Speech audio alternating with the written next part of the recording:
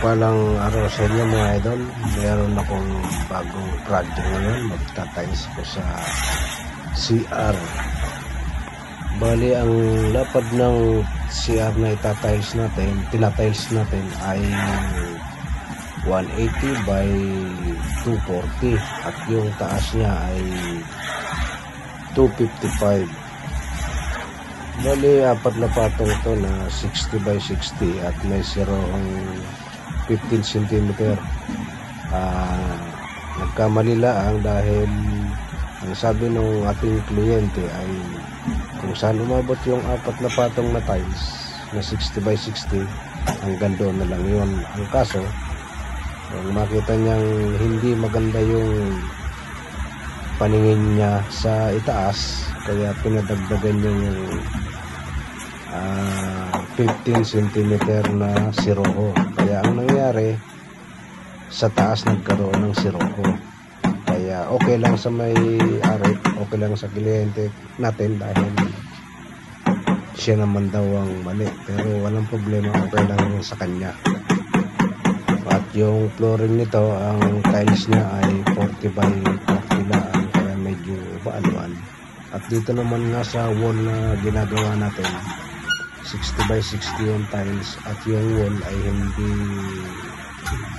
kumbaga wala sa hulog. Kaya habang tumataas tayo ay kumakapal yung mortar ng ating tiles, kaya medyo bumibigat. Bukod sa wala sa hulog yung plastering ay alon-alon pa. So kaya medyo may kahirapang mag-tiles pagka mga ganito. Hindi mo pwedeng apurahin dahil mababasag ang tiles pagka inapura mo naman ang pukpok. Kaya natural lang yung ating kilos dito para hindi tayo mabasagan at nasa ayos yung mga kantuhan pati musing. At yung ginamit ko lang na spacer dyan ay yung tali lang ng tiles, kaya medyo manipis lang, mga 1/16 or 1/8 mga ganun. Kasi ang tiles naman hindi perfecto, hindi para-parehas. So ayan, natapos na natin at ang gagawin na lang natin dyan ay yung mga siroho na nasa taas.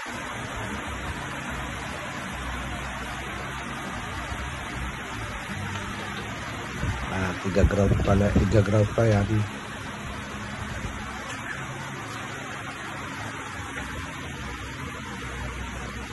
At itong header na ilagay na natin, bali ano yan, naka 45. Yung mga siroho na lang sa taas ang ilalagay natin.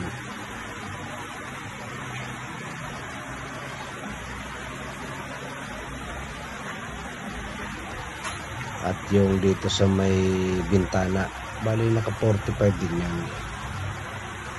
Yan na lang ang gagawin natin bago natin gawin yung flooring. Yan yung flooring. Yan naman ang isusunod natin pagkatapos natin makapag-siroho. Andyan yung bowl sa lugar na yan. Andito yung shower at yung lavatory.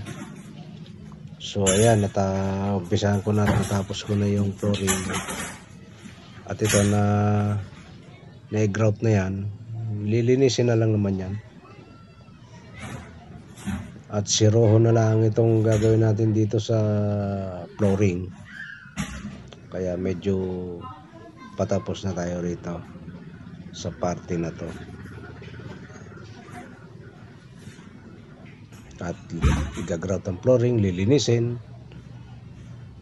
So ayan, pati yung bowl na ikabit na namin. At yung electrician na ikabit na rin yung ilaw. Pati yung bathtub na ilagay na rin namin.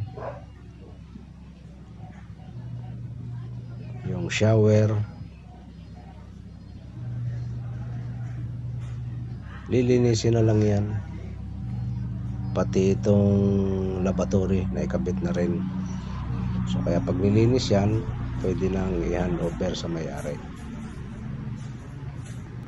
So hanggang dito na lang ating video at maraming salamat sa inyong panonood and see you my next vlog. Bye.